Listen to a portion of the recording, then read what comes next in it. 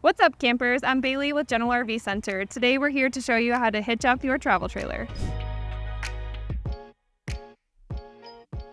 Before you start hitching your travel trailer, you'll want to make sure that your truck and trailer are located on level ground. To get started, make sure that you have all of your hitch equipment ready to go.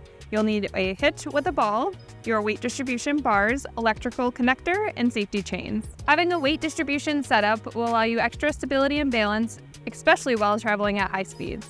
Today we are using the Blue Ox 1500 Sway Pro setup. Now it's time to align your hitch. Back your truck up to your travel trailer and make sure that the coupler and the ball are directly aligned. You can use a spotter if somebody is available to help you. The next step is to lower the coupler onto the ball of the hitch. You'll do so by using the switch on the tongue jack. You will now lock the coupler in place and put your pin to ensure that it is safely locked on the hitch.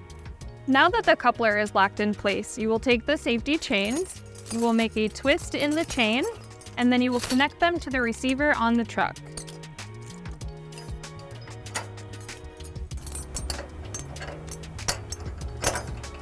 You will now take the cord from the trailer and plug it in to the bed of your truck. Our next step in the process is hooking up your emergency brake cable to the receiver on the truck.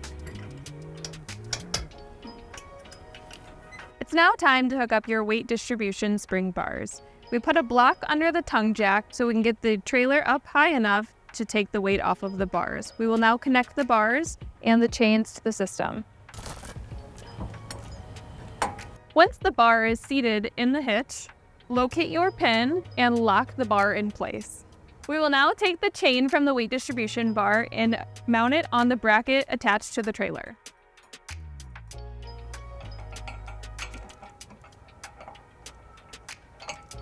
Once we have our chain settled, we will lock the bracket in place.